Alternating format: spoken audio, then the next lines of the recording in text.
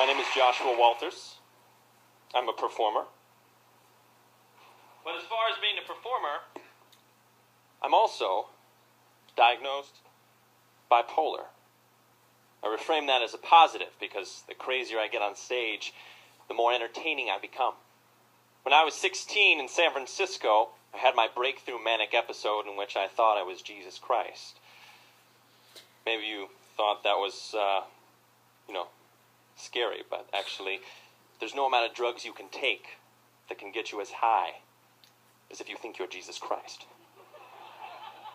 I was sent to a place, psych ward, and in the psych ward, everyone is doing their own one-man show.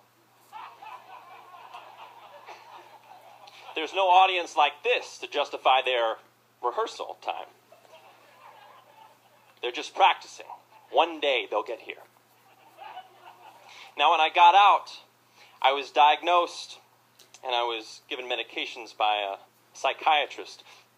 Okay, Josh, why don't we give you some Zyprexa, okay? At least that's what it says on my pen. Some of you are in the field. I can feel your noise. The first half of high school was the struggle of the manic episode, and the second half was the over-medications of these drugs, where I was sleeping through high school. The second half was just one big nap, pretty much, in class.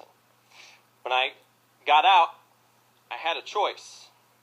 I could either deny my mental illness or embrace my mental skillness.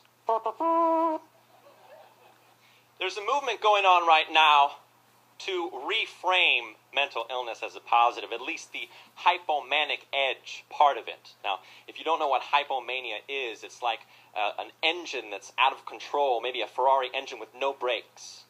Many of the speakers here, many of you in the audience, have that creative edge, if you know what I'm talking about.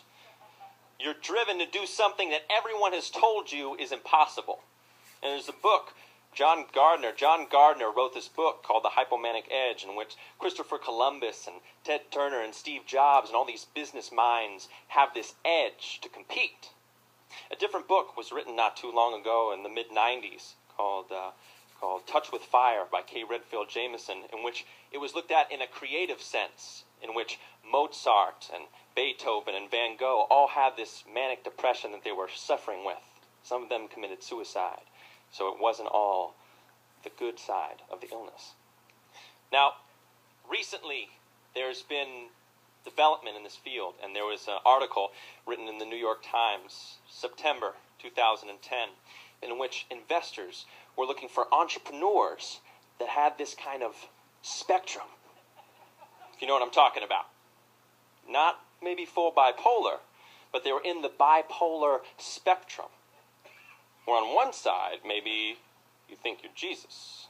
And on the other side, maybe they just make you a lot of money. Your call. And everyone's somewhere in the middle. So maybe, there's no such thing as crazy. And being diagnosed with a mental illness doesn't mean you're crazy. But maybe it just means you're more sensitive to what most people can't see or feel. Maybe no one's really crazy, but everyone is just a little bit mad. How much depends on where you fall on the spectrum. How much depends on how lucky you are. Thank you. Performer Joshua Walters at his New York TED